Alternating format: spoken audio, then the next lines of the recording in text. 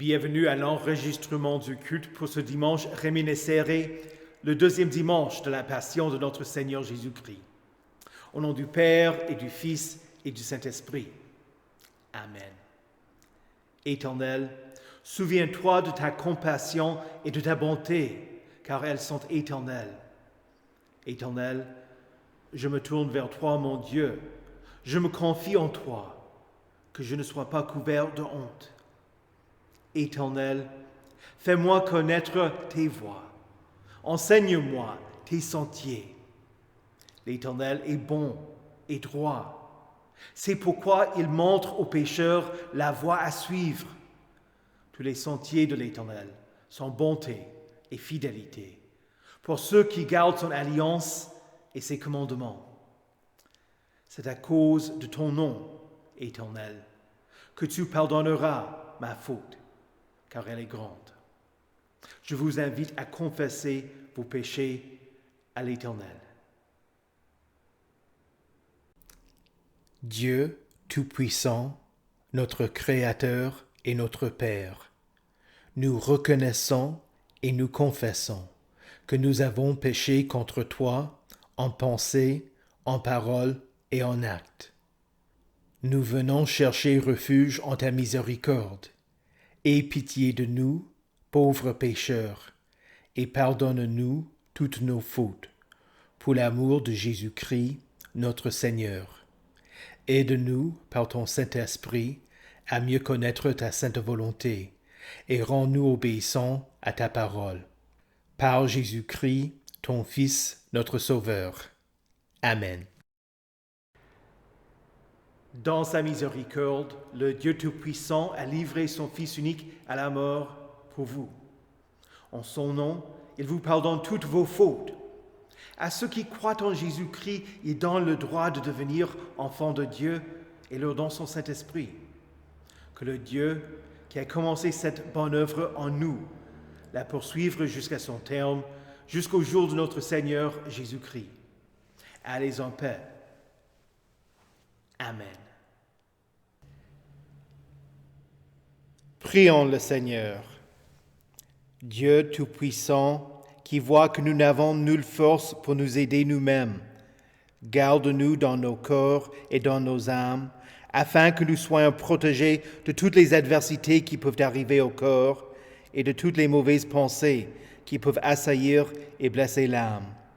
Par Jésus-Christ, ton Fils, notre Seigneur, qui vit et règne avec toi et le Saint-Esprit, un seul Dieu, maintenant et pour les siècles des siècles. Amen. Écoutez avec respect et recueillement les lectures pour ce dimanche réminiscéré.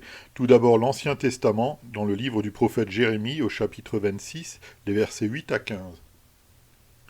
Il finissait de dire à tout le peuple tout ce que l'Éternel lui avait ordonné de dire lorsque les prêtres, les prophètes et tout le peuple s'emparèrent de lui en disant « Tu vas mourir ».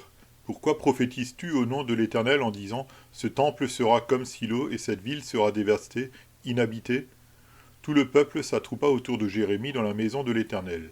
Lorsque les chefs de Juda apprirent ce qui se passait, ils montèrent du palais royal jusqu'à la maison de l'Éternel et s'assirent à l'entrée de la porte neuve. Alors les prêtres et les prophètes dirent aux chefs et à tout le peuple « Cet homme mérite d'être condamné à mort, car il a prophétisé contre cette ville, comme vous l'avez entendu de vos propres oreilles. » Jérémie dit à tous les chefs et à tout le peuple « C'est l'Éternel qui m'a envoyé pour prophétiser contre ce temple et contre cette ville toutes les paroles que vous avez entendues. Maintenant, corrigez votre conduite et votre manière d'agir, écoutez l'Éternel votre Dieu, et il n'accomplira pas le mal qu'il avait l'intention de vous faire. » Ici prend fin la lecture de l'Ancien Testament. Écoutez également l'épître dans Philippiens au chapitre 3 du verset 17 jusqu'au chapitre 4 le verset 1. Soyez tous mes imitateurs, frères et sœurs, et portez les regards sur ceux qui se conduisent suivant le modèle que vous avez en nous. En effet, beaucoup se conduisent en ennemis de la croix de Christ. Je vous ai souvent parlé d'eux, et je le fais maintenant encore en pleurant. Leur fin, c'est la perdition. Ils ont pour Dieu leur ventre, ils mettent leur gloire dans ceux qui font leur honte, ils ne pensent qu'aux réalités de ce monde. Quant à nous, notre droit de cité est dans le ciel, d'où nous attendons aussi comme sauveur le Seigneur Jésus-Christ.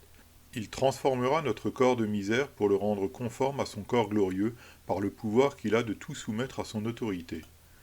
C'est pourquoi, mes très chers frères et sœurs, que je désire tant revoir, vous qui êtes ma joie et ma couronne, tenez ferme dans le Seigneur, mes bien-aimés.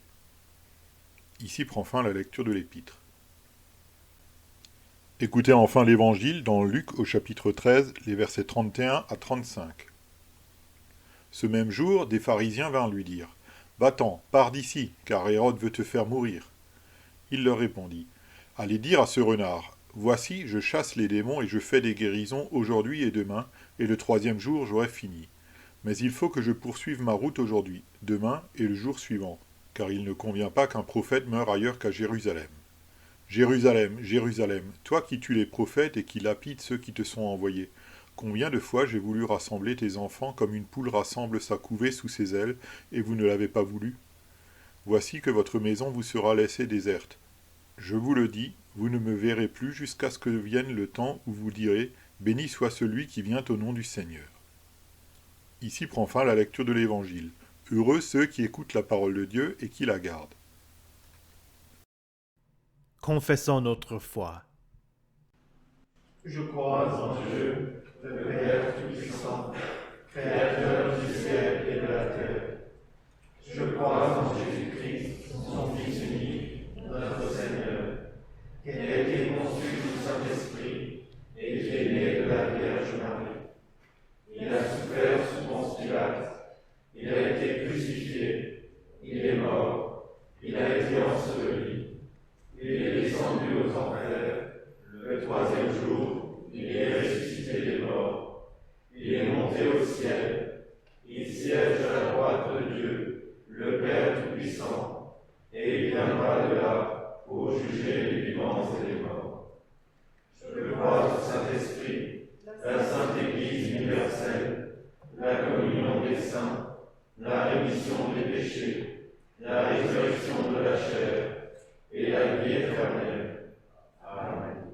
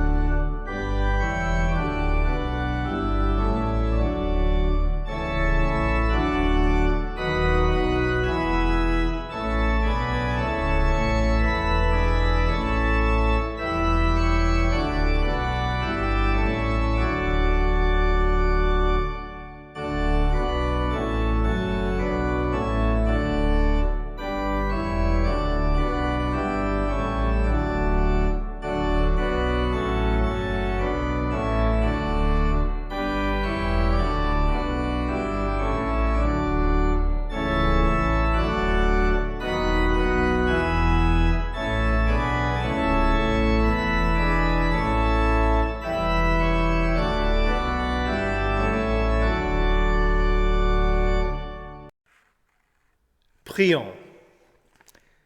Seigneur Jésus, tu as dit, « Heureux ceux qui écoutent la parole de Dieu et qui la gardent. » Ouvre nos oreilles pour écouter ta parole, nos âmes pour la recevoir et nos cœurs pour l'aimer et la mettre en œuvre. Amen.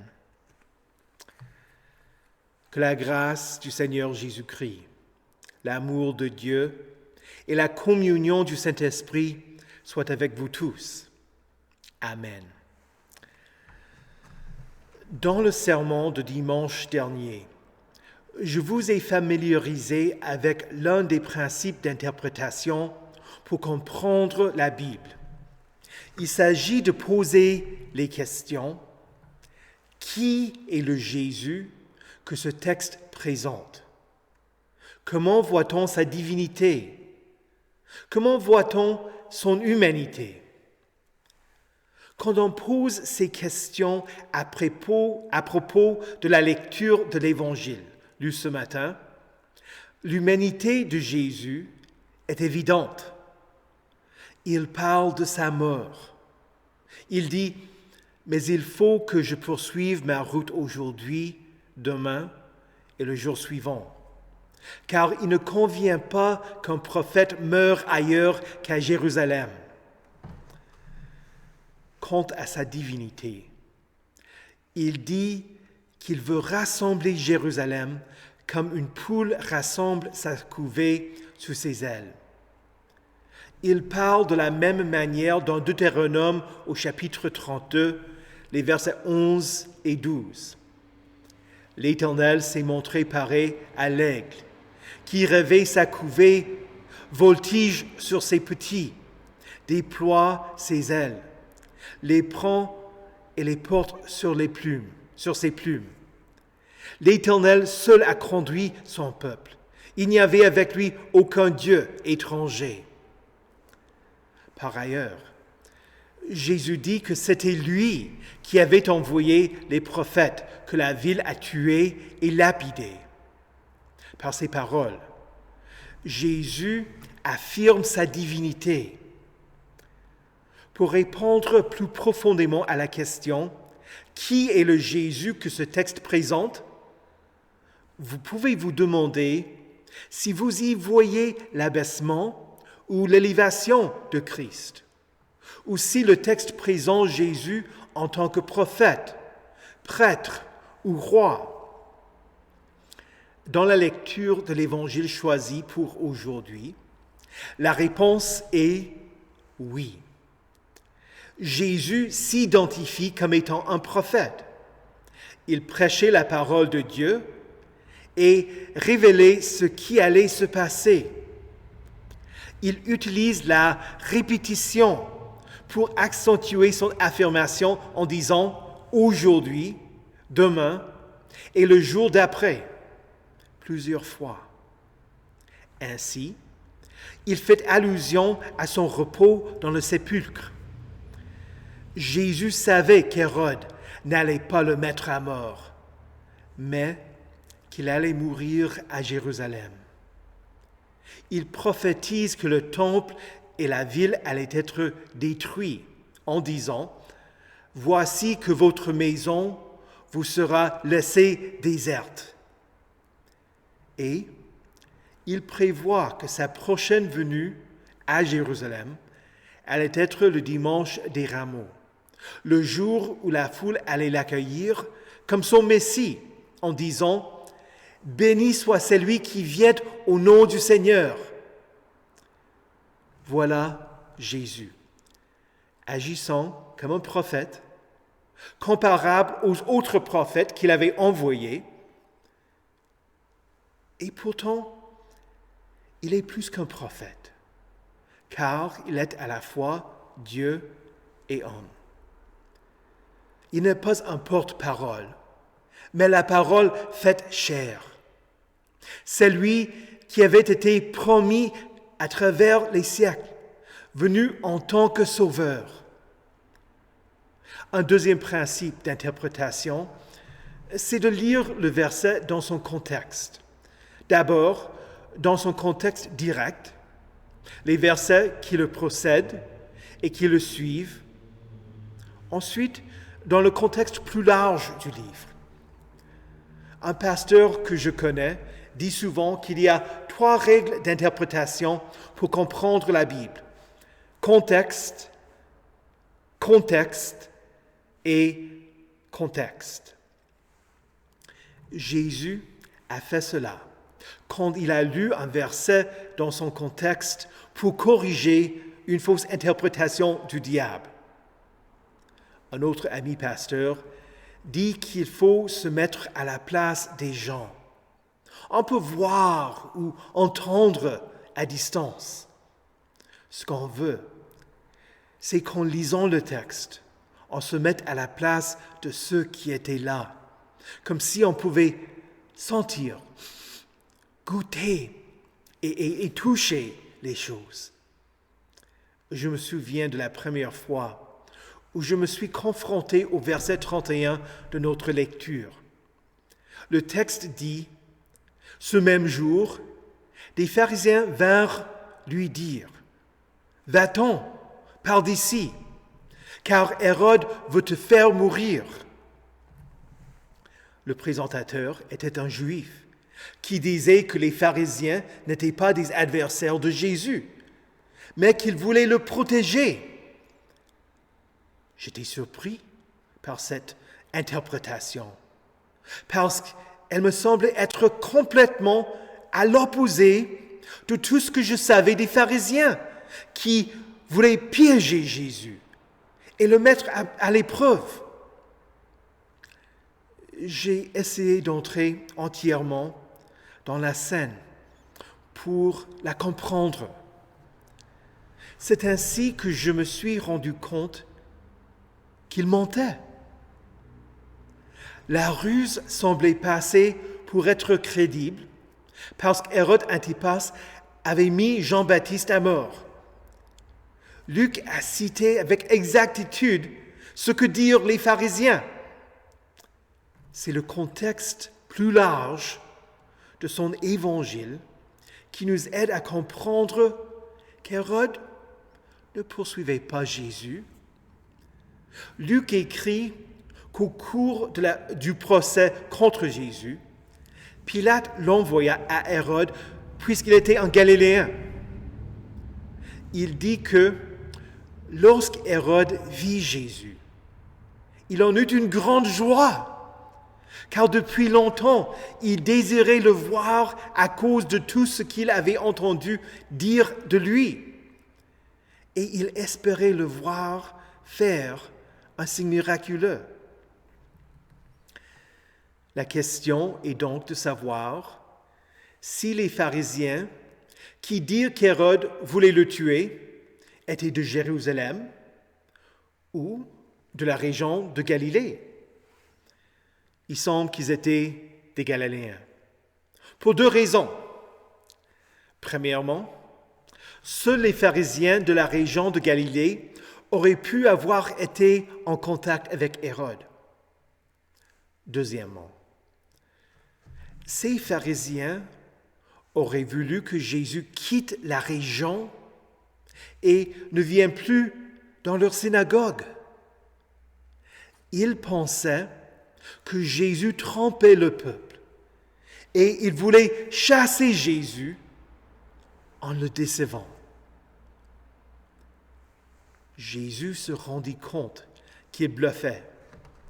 C'est pourquoi il leur dit comment il allait mourir. C'est comme s'il disait, « Non, je vois votre ruse. Allez-y, dites à Hérode où je suis. » Il s'en moque. Je sais qu'il ne me mettra pas à mort. Pour cela, il faut que j'aille à Jérusalem, la ville qui a tué mes prophètes et mes messagers. Ils me feront ce qu'ils ont fait à ceux que j'ai envoyés. Je ne vais pas m'en aller parce que vous me rejetez. J'y vais parce que j'aime mon peuple. Je l'aime de la même manière qu'une poule rassemble sa couvée sous ses ailes. Mais de la même manière que vous ne voulez rien avoir à faire avec moi, pas plus qu'eux-mêmes. Ils récolteront ce qu'ils ont semé. En me rejetant, je ne serai plus avec eux et les Romains viendront détruire le temple et la ville. Maintenant, il faut faire la transition avec l'application de la parole. Le péché que nous voyons chez les pharisiens est un rejet de Jésus. Ils ne voulaient pas l'écouter. C'était la même situation à laquelle Ézéchiel faisait face. L'Éternel lui dit qu'ils écoutent ou qui n'écoutent pas. En effet, c'est une communauté de rebelles. Ils se rendent ainsi qu'il y a un prophète au milieu d'eux. Ce n'était pas le problème des seuls pharisiens. Nous avons la même difficulté aujourd'hui. Les gens qui ne veulent pas écouter la parole de l'Éternel, nous le voyons dans la société. Parmi les gens qui ne veulent rien avoir à faire avec l'Église et la parole de Dieu. Nous le voyons dans d'autres églises qui adoptent l'esprit de l'époque. Et nous aussi, nous avons la même difficulté en nous. Parfois, nous nous rebellons parce que nous avons un cœur rebelle. En tant qu'Église, il faut que nous persévérions dans l'enseignement de la vérité et ne soyons pas égarés. Comme individus, comment faire pour ne pas devenir indifférents? Nous faisons face à la difficulté d'être engagés par le texte des Écritures. C'est l'une des raisons pour laquelle je veux vous enseigner comment lire la Bible pour mieux la comprendre. En apprenant, en découvrant de nouvelles facettes dans le texte, la parole nous interpelle. C'est pourquoi il faut que j'étudie un texte avant d'en faire une prédication. Ce que je découvre et reçois du texte, je peux le proposer à d'autres, à vous. Comment puis-je formuler des choses afin que vous les compreniez? En étant engagé par la bonne nouvelle de l'amour de Dieu en Jésus-Christ pour votre salut. Un danger pour nous, c'est de penser que les autres ne veulent pas écouter la parole. Et donc, nous utilisons ça comme justificatif pour ne pas parler aux autres de ce que Jésus a fait pour eux. Nous ne les invitons pas au culte ou aux études bibliques. Nous ne leur offrons pas de brochures, de journal, de livres ou de carnets de méditation. Non, on ne voudrait pas harceler les gens. Mais on ne veut pas être muet non plus. Au moment propice, invitons les gens. Selon une enquête où la question était de savoir pourquoi les gens ont commencé à s'approcher d'une paroisse. 2% ont répondu que c'était à cause de la publicité. 6% à cause d'un événement particulier, donnant l'occasion d'inviter les gens. 6% parce qu'ils avaient été invités par le pasteur. Et 86% parce que des amis ou des membres de leur famille les avaient invités. L'amour de Dieu, la bonne nouvelle, c'est que Jésus est venu même pour ceux qui l'ont rejeté. Dans le dernier verset du texte, il dit « Voici que votre maison sera laissée déserte. Je vous le dis, vous ne me verrez plus jusqu'à ce que vienne le temps où vous direz « Béni soit celui qui vient au nom du Seigneur ». Jésus leur parlait de cette manière et les dirigeait vers lui. Ce n'est pas seulement Jérusalem que Jésus a voulu rassembler, il est venu vous chercher. C'est pour vous qu'il est mort.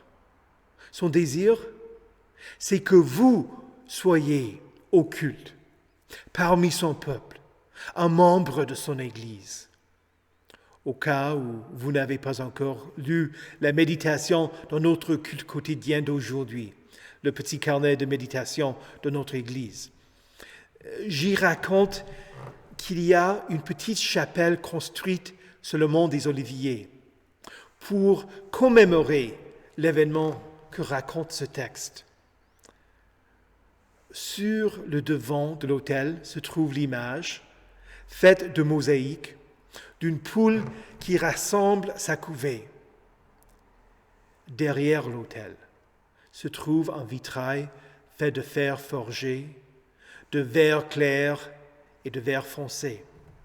Si on se met devant l'autel, on voit l'horizon de la ville de Jérusalem dans le mont du Temple. Une croix au centre de ce panneau marque le lieu traditionnellement considéré comme étant celui de la crucifixion, l'église du Saint-Sépulcre. Si la volonté de Jésus était de rassembler les enfants de Jérusalem, comment allait-il pouvoir y parvenir? Par son parcours de 3 jours, sa mort et sa résurrection. Le renard est venu tuer la poule. Mais c'est ainsi que tous ces poussins, y compris vous, ont été sauvés. Au nom de Jésus, Amen. Que la paix de Dieu, qui surpasse toute intelligence, garde vos cœurs et vos esprits en Jésus-Christ pour la vie éternelle. Amen. Prions. Ô Dieu, ton peuple de Jérusalem rejeta Jérémie, ne voulant pas entendre l'appel à se repentir. De même, il a rejeté Jésus et a tué le Messie. À travers l'œuvre du Saint-Esprit, ouvre les oreilles et les cœurs du peuple juif pour qu'ils deviennent aussi héritiers de la vraie foi de l'Ancien Testament et de la vie éternelle. Donne-nous un vif désir de parler de toi à nos voisins et à nos proches, les invitant à venir au culte et à mettre leur confiance en toi, car ta volonté est de rassembler ton peuple autour de toi. De même, nous te demandons de soutenir dans la foi ceux qui bénéficient de la prédication de ta sainte parole à travers les enregistrements de nos paroisses, surtout pour ceux qui ne vivent pas près d'une paroisse fidèle. Seigneur, Paul encouragea les Philippiens à être ses imitateurs. Donne à ton Église des croyants qui ont un comportement exemplaire qu'elle peut observer et dont elle peut s'inspirer. Conduis ton peuple afin qu'il n'ait pas honte, étant inspiré par la promesse de notre droit de cité, qui est dans le ciel, d'où reviendra notre Sauveur, qui transformera notre corps, le rendant semblable au sien. Ô Père céleste, sois avec les jeunes de l'Église et aide-les à persévérer dans la vérité. Bénis le comité administratif de mission et jeunesse qui se réunira cette semaine, qui se prépare pour les camps d'été, ainsi que pour les aumôniers qui leur enseigneront ta sainte parole. Ô Éternel, sois avec ceux qui se déplacent, afin qu'ils arrivent à bon port, bénéficient de leur visite et rentrent en sécurité. Puisque Jésus a dit aux pharisiens, « Je chasse les démons et je fais des guérisons », nous te prions pour ceux qui sont harcelés par des démons ou qui sont malades. Selon ta bonté, soutiens les membres de nos paroisses qui sont faibles ou malades, ceux qui attendent une intervention chirurgicale et ceux qui récupèrent. Ô Roi des rois, nous prions pour les nations du monde et ceux qui les conduisent. Nous prions pour la paix, et en particulier pour ceux qui se protègent contre ceux qui leur font la guerre. Sois avec les innocents et donne courage à ceux qui leur viennent en aide. En particulier, nous prions pour le séminaire à Odessa, où les gens en route vers les frontières des nations voisines peuvent se réfugier. Soutiens et guéris le pasteur Oleksiy, qui souffre de pneumonie, et protège les pasteurs Shushenko et Verba et les fils de l'évêque Yurchenko lorsqu'ils conduisent des gens vers les frontières. Que le logement et les repas préparés au séminaire, offerts gratuitement, soient un témoignage de l'amour de Christ pour tous, même à travers les adversités. Ô Dieu, exauce-nous selon ta bonté, venant en aide à ceux pour qui nous avons prié, à ceux qui nous sont proches et à tous, faisons ce qui est le mieux pour eux. Conduis-nous à ton royaume et enseigne-nous à prier. Notre Père, qui es aux cieux, que ton nom soit sanctifié, que ton règne vienne, que ta volonté soit faite sur la terre comme au ciel. Donne-nous aujourd'hui notre pain de ce jour. Pardonne-nous nos offenses, comme nous pardonnons aussi à ceux qui nous ont offensés. Et ne nous laisse pas entrer en tentation, mais délivre-nous du mal. Car c'est à toi qu'appartiennent le règne, la puissance et la gloire au siècle des siècles. Amen. Recevez la bénédiction de l'Éternel. Que le Seigneur vous bénisse et vous garde. Que le Seigneur fasse luire sa face sur vous et qu'il vous accorde sa grâce. Que le Seigneur tourne son visage vers vous et qu'il vous donne sa paix. Amen.